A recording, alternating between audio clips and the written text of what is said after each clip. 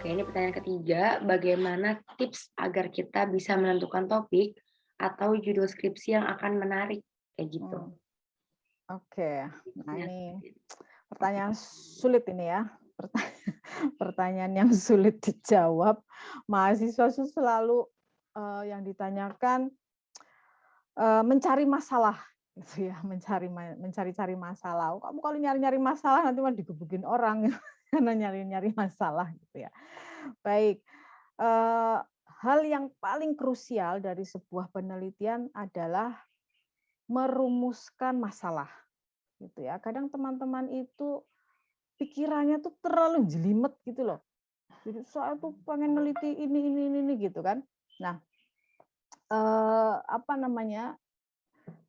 Saya kalau yang pernah ikut kuliah saya pasti tahu. Ketika kalian ditanya oleh pembimbing satu, Mbak, kamu mau penelitian apa? Jangan pernah menjawab, saya mau meneliti soal sampah, Pak, misalnya, atau sampah, Bu. Kalau saya terjawab, loh, kamu mau jadi sarjana sampah? Gitu kan? Kenapa? Jangan bicarakan soal konteks penelitiannya. Kalau ditanya mau penelitian apa? Yang dijawab adalah konsepnya, bukan konteksnya. Konteks itu bisa di mana saja. Tapi ketika kamu sudah menguasai konsepnya, mau itu tentang sampah, mau itu tentang gelandangan, mau itu tentang apa namanya kinerja, mau tentang wah macam-macam, nggak masalah. Yang penting kamu tahu dulu apa yang menjadi masalah dari sebuah fenomena gitu ya. Gitu. Jadi kelemahan manusia itu selalu kalau ditanya penelitianmu tentang apa, selalu ngomongnya tentang sampah, tentang BUMDes, tentang apa.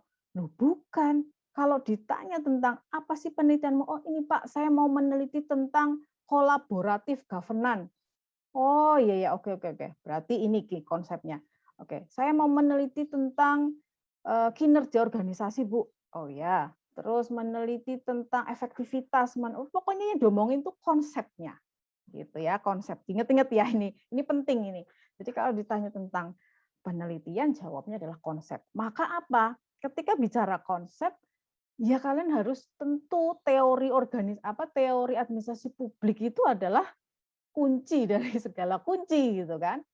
Kalau kalian nggak pernah membaca soal teori administrasi publik, teori manajemen publik, teori apapun yang kamu pelajari dari semester 1 sampai semester 5 mungkin ya atau semester 6, ya gimana apa namanya otak kita mau bisa melihat fenomena kalau kita nggak punya konsepnya gitu. Maka sekali lagi saya sampaikan kalau bisa nih teman-teman, ini memudahkan ya, ini tips lah gitu, katakanlah tips. Ini kan mungkin masih semester berapa, 3 mungkin ya, semester 3 atau mungkin ya yang masih baru-baru itu, ketika belajar, buatlah namanya bank konsep.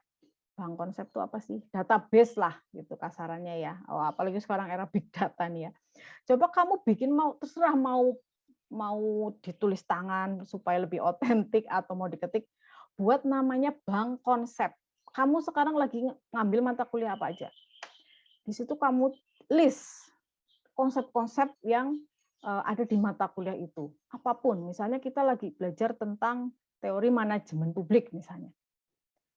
Kamu list tuh daftarnya. Oh, di mata kuliah ini tuh ada namanya manajemen komplain. Oke, saya catat manajemen komplain. Terus apa lagi? Oh, minggu berikutnya kita belajar tentang manajemen kinerja misalnya. Oke, manajemen kinerja.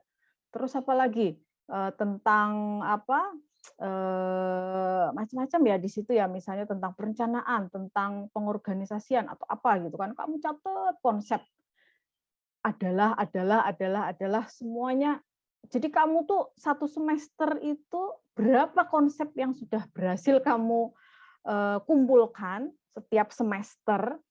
Kalau mau bikin skripsi, tinggal dilihat itu loh. Itu tuh alatmu melihat fenomena yang terjadi. Jadi kamu nggak bingung, kalau bingung, saya ini mau meneliti apa sebenarnya ya? Yang kamu teliti ya bank konsepmu itu.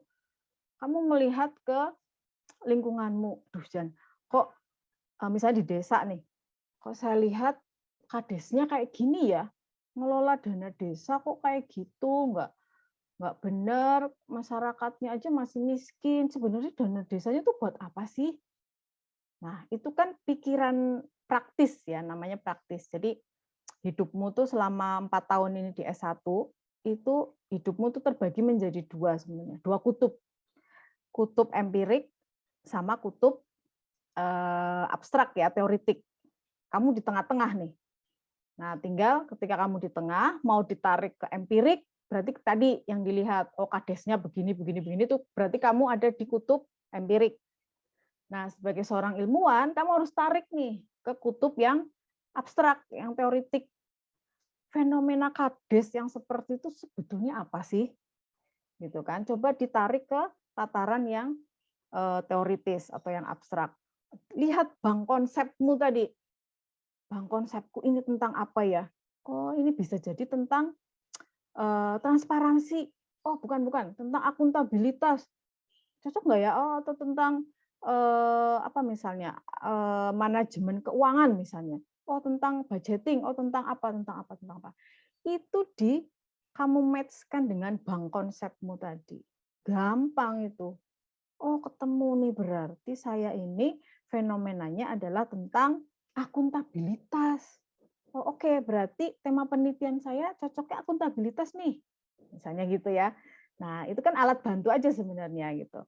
Nah, jadi teman-teman mumpung ini ya masih masih awal gitu kan, yang semester 3 ataupun semester 1 malahan, silahkan bisa tadi menyusun bank konsep itu, sehingga ketika melihat fenomena yang sederhana, kadang kamu bikinnya rumit gitu. Bulet gitu ya, ini loh Bu ada masalah gitu kan. Coba apa itu sebenarnya gitu. Saya sering menghadapi mahasiswa yang kebingungan, bahkan berminggu-minggu itu cuma mau bikin judul aja susah gitu kan, karena dia nggak pernah baca gitu, nggak pernah belajar teori administrasi publik, nggak paham konsep, ya sudah akhirnya buyar gitu. Itu yang paling penting. Kemudian berikutnya ketika membahas masalah gitu ya teman-teman, merumuskan masalah memang nggak mudah. Bahkan di kami di level dosen pun ketika menyusun masalah itu adalah hal paling sulit memang gitu ya. Maka nanti kita akan dalami di mata kuliah lah ya. Kalau sekarang yang santai-santai aja, nanti di mata kuliah saya kasih gimana caranya gitu supaya lebih lebih gampang sebenarnya. Tapi yang penting bahwa yang kamu lihat masalah itu belum tentu masalah. Kuncinya itu, ya kan?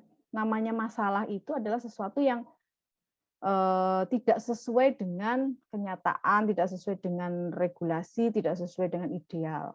Gitu ya. Kamu sering, ini loh Bu, masalahnya ini.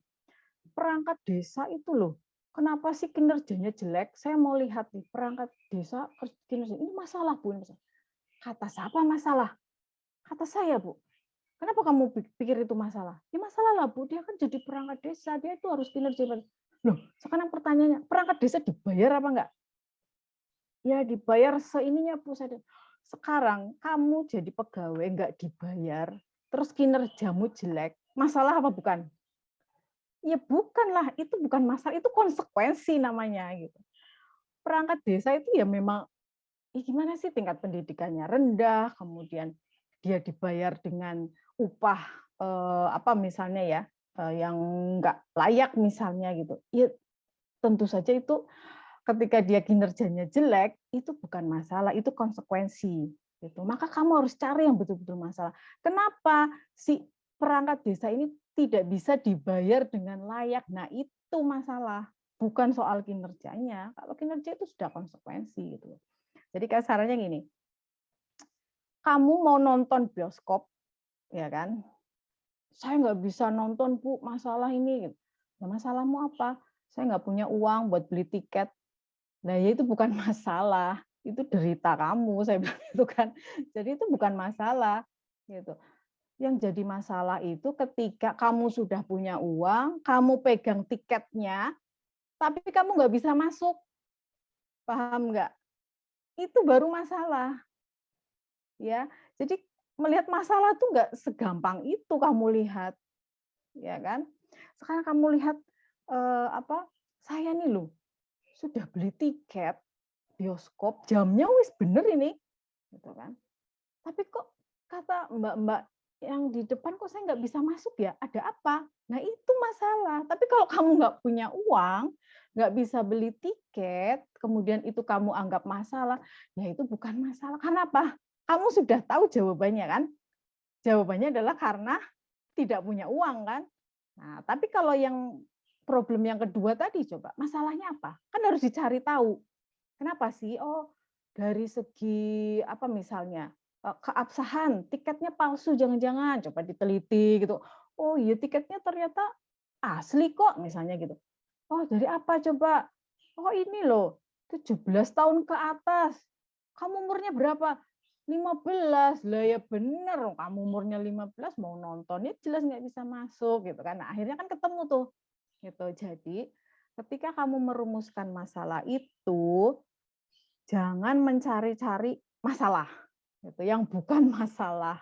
Wong kamu sudah tahu jawabannya. Kamu tahu pertanyaan bagaimana sih kualitas pelayanan publik? Lah wong kamu udah tahu jawabannya kok kualitasnya mbok jelek gitu kan. Kenapa mau teliti lagi? Nggak usah diteliti, kamu udah tahu jawabannya. Kalau kualitas bagaimana sih kualitas pelayanan di ini sudah tahu. Tapi kalau kamu menggali lebih dalam lagi, kenapa sih pemerintah itu belum bisa memuaskan masyarakat? Itu yang kita nggak pernah tahu gitu. Atau kenapa sih pemerintah tuh nggak pernah memperbaiki kualitasnya? Ya kan, itu namanya masalah. Gitu. Jadi ada dua aspek ya yang harus kalian pahami, dari aspek empiriknya juga harus jelas, mencari masalah yang benar-benar masalah, dari aspek konsepnya juga kalian harus pahami betul, harus banyak membaca jurnal terkini, penelitian tentang macam-macam itu akan sangat memudahkan saya kira gitu. Dan oh ya satu lagi, kita boleh kok mereplika ya, mereplika jurnal tuh boleh. Jadi kalau kamu nemu jurnal bagus nih judulnya, terus sampai detail ini apa instrumennya ada di situ, oh mau alat ukurnya ada di situ, terus kamu pengen ambil itu sebagai desain penelitian kamu nanti dipotretkan ke Banyumas misalnya. Boleh-boleh saja gitu. Jadi yang penting harus ditulis sumbernya bahwa desain penelitianmu itu mengacu dari modelnya siapa, di jurnal apa, kemudian bedanya dengan yang di jurnal itu apa. Misalnya dia neliti di sektor private, kamu nelitinya di sektor publik misalnya gitu. Boleh saja itu diambil gitu ya. Justru maka itu kamu tuh harus banyak baca jurnal-jurnal penelitian terbaru untuk mencari kerangka-kerangka itu biar gampang gitu. Ya, mungkin itu Mbak Safira. Oke Ibu, benar-benar detail banget tuh tadi Ibu jelasinnya. Buat teman-teman yang nonton ini, kalian tuh benar-benar punya insight baru buat diri kalian sendiri nantinya saat kalian menyusun skripsi. Tadi Ibu juga ngomong, Bu Dina udah ngomong bahwa untuk menentukan judul bukan semata-mata kalian menentukan judul, tapi di dalam judul itu ada konsep. Ada konsep, ada masalah yang memang benar-benar ingin kalian teliti, dan tadi udah disebutkan juga bahwa masalah tuh nggak bisa dipandang dari sudut pandang yang mudah gitu ya Bu, harus dikulik lagi lebih dalam, karena masalah tuh nggak semudah itu loh merumuskannya, kayak gitu ya Bu. Oke. Oke, terima kasih Ibu. Kita lanjut lagi ke list pertanyaan berikutnya. Nih, kapan sih Bu mahasiswa tuh boleh mengajukan judul skripsi atau untuk dosen? Tadi udah dijawab kayaknya ya Bu, 120 Ya, UTS. ya. Oke, ini ada pertanyaan baru. Untuk dosen pembimbingnya Bu, itu dipilihkan oleh kampus atau kita yang mencari sendiri Bu? Kayak gitu.